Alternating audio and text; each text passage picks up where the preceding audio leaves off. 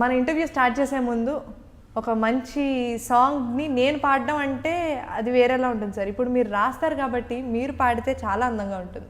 ఒక 2 లైన్లు మీకు ఇష్టమైన పాట మీరు రాసిన దాంట్లో ఏదైనా.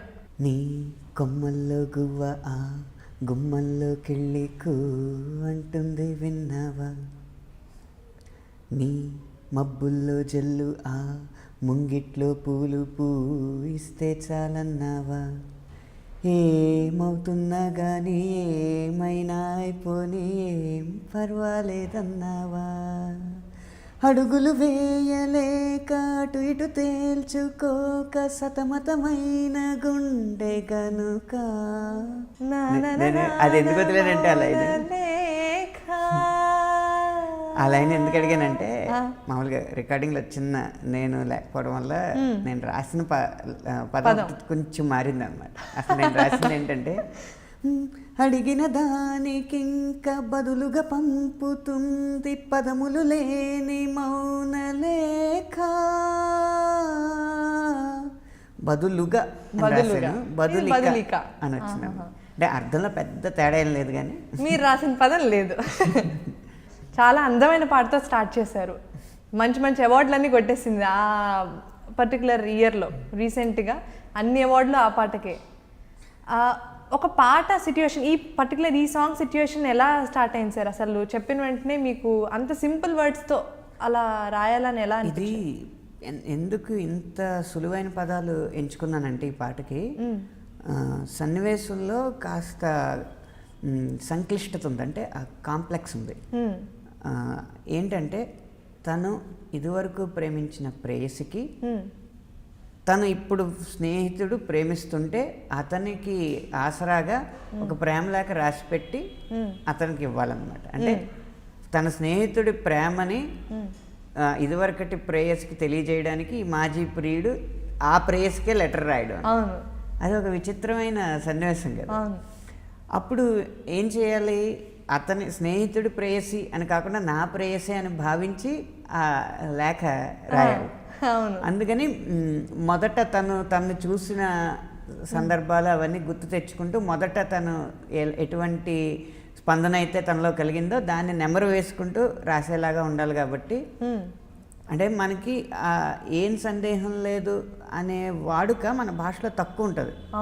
సందేహం లేదని అంటాం, లేకపోతే అనుమానం లేదంటాం, కానీ ఏం అనేది తక్కువ వాడతాం అనమాట.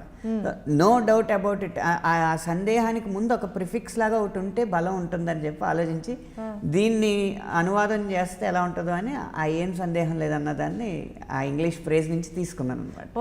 ఓకే.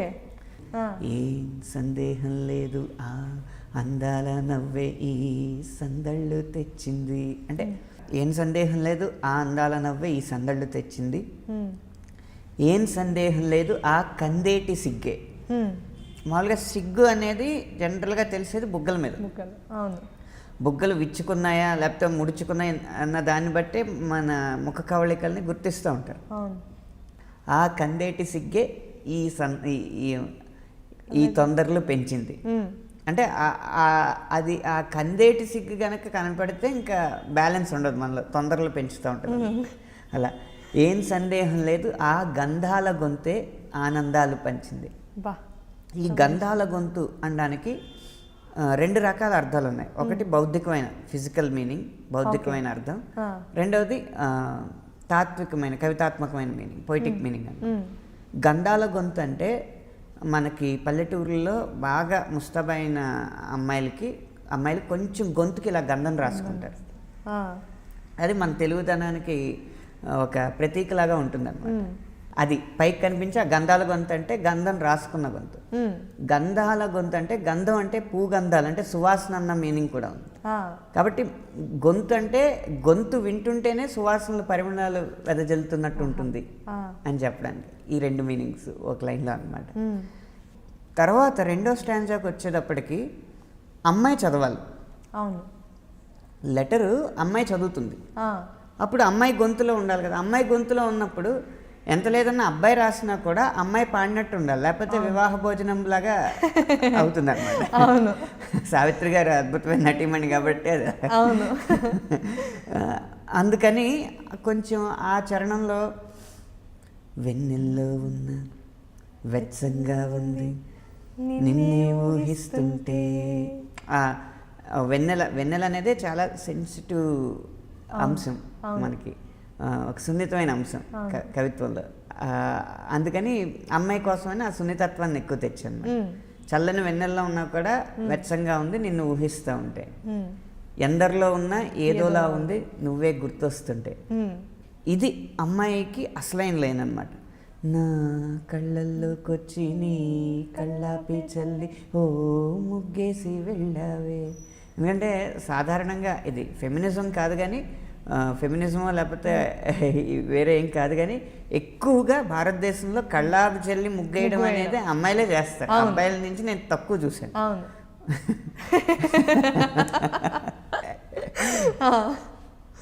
కాబట్టి ఆ కళ్ళాపి ముగ్గు అనేది అమ్మాయిలకే సొంతం కాబట్టి దాని నుంచి లైన్ క్రియేట్ చేయడానికి చూసాను అనమాట. నా కళ్ళల్లోకి వచ్చి నా కళ్ళల్లోకి వచ్చి నీ కళ్ళాపి చెల్లి ఓ ముగ్గేసి వెళ్ళావు అంటే నా దృష్టిని మొత్తం రంగులమయం చేసావు నువ్వు అని చెప్పడానికి అనమాట.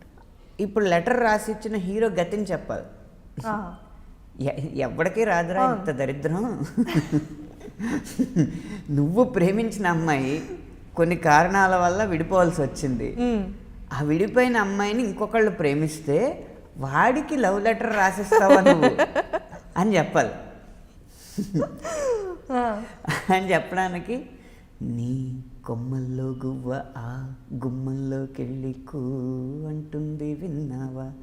ఈ అందమైన ప్రేమ అన్న ప్రపంచాన్ని అమ్మాయికి పరిచయం చేసింది నువ్వు ఒక కొమ్మ కట్టావు, ఒక గూడు కట్టావు, చుట్టూ చాలామంది పక్షుల్ని స్నేహితులుగా ఇచ్చావు, ఒక అందమైన నీడనిచ్చావు, చెట్టు ద్వారా చిగుర్లు ఇచ్చావు, పువ్వుల్ని ఇచ్చావు. ఇంత అందమైన ప్రపంచం నువ్వు ఇస్తే నీ కొమ్మల్లో ఉన్న ఆ గువ్వ ఎగురుకుంటే వెళ్ళి వాడి గుమ్మంలోకి వెళ్ళి కూ అంటుంది. ఆ అందమైన కూత వినడానికే కదా నువ్వు ఇదంతా చేసింది, కానీ ఇప్పుడు అక్కడికి వెళ్ళి కూ అంటుంది. నీ మబ్బుల్లో జల్లు ఆ ముంగిట్లో పూలు పూయిస్తే చాలన్నావా. అంటే నేను వర్షం లాంటి ఏదో పడతాను, ఉపయోగపడుతుంది, ఆ ముంగిట్లో పడితే మళ్ళీ పువ్వులు పోస్తాయి అంటే ఈ పరోపకారార్థం ఇదొని శరీరం అని ఏమన్నా నువ్వు వైరాగ్యంలోకి వెళ్ళిపోయావా? లేదా అసలు ఏమీ కాకుండా ఏమీ పట్టించుకొని ఒక విచిత్రమైన స్థితిలో ఉన్నావా? ఏమవుతున్నా కానీ ఏమైనా అయిపోని ఏం పర్వాలేదు అన్నావా?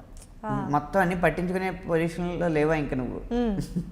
ఏంటి అసలు నీ పరిస్థితి అనగానే అప్పుడు ఈ అమ్మాయి మళ్ళీ డైరెక్టర్ అమ్మాయి పాయింట్ ఆఫ్ వ్యూలోకి వస్తారు. అందుకని మళ్ళీ అక్కడ అమ్మాయి అడుగులు వేయలేక అటు ఇటు తేల్చుకోక సతమతమైన గుండె గనక. అంటే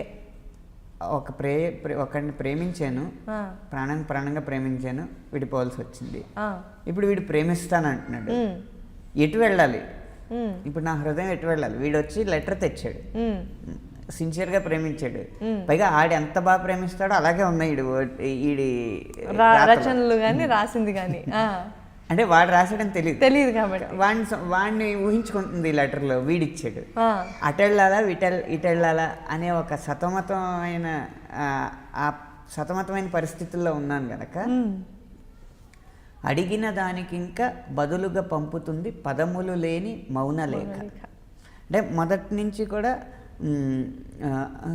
తనకొక తోడులాగా వెనకని సాగుతుంది హృదయము రాసుకున్న లేఖ. ఈ హృదయం రాసుకున్న లేఖ, ఈ లేఖ వచ్చింది రెండు స్టాంజాల్లో లేఖ తనకు అందుతుంది కాబట్టి ఇప్పుడు ఈ లేఖకి సమాధానం ఇవ్వాలి. ఆ సమాధానంగా మౌనం తప్ప ఏమీ లేదు కాబట్టి ఆ పదములు లేని మౌన లేఖే అటు వెళ్తుంది ఇంకా అని దాన్ని ముగించాను. అలా వచ్చిందే ఈ పాట.